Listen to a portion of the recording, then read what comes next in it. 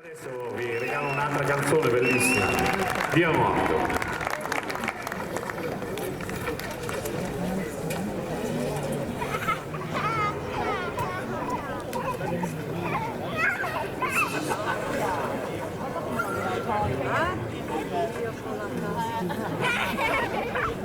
Sembra una cazzata, però qua sotto il sole cocente, no? Sera un po' più scuretta, forse andavamo anche a minerale, ma io purtroppo ho questo viziaccio qua.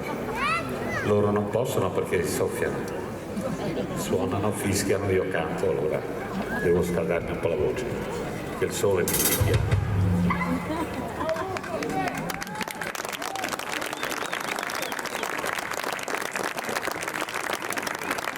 Augusto c'è sempre perché ci porta sempre bel tempo. Nel cuore e nell'anima, Dio è morto.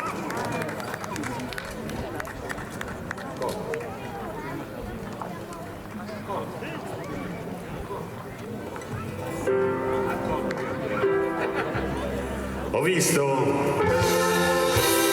la gente della mia età andare via lungo le strade che non portano mai a niente, cercare il sogno che conduce alla pazzia, nella ricerca di qualcosa che non trovano nel mondo che hanno già, lungo le notti che dal vino sono bagnate, lungo le stanze da pastiglie trasformate, lungo le nuvole di fumo del mondo fatto di città, essere incontra di gogliare la nostra stanca civiltà. E un Dio che è morto ai fogli delle strade, Dio è morto nelle auto preparate, Dio è morto nei vini delle stradate, Dio è morto.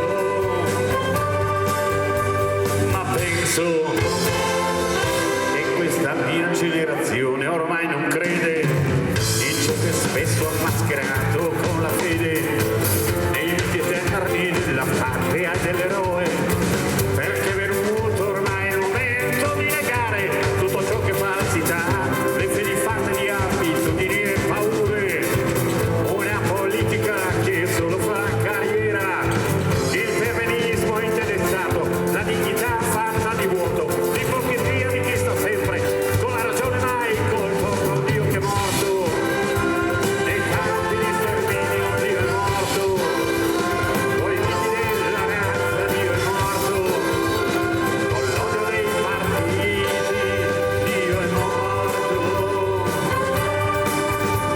Ma penso,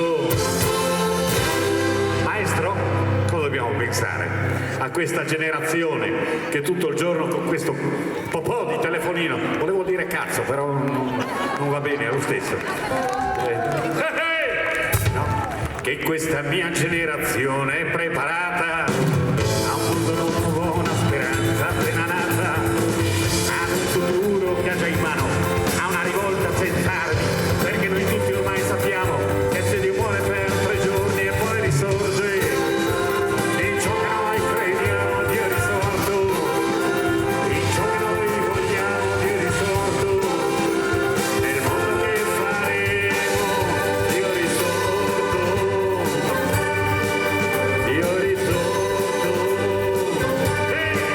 Dio è risorto.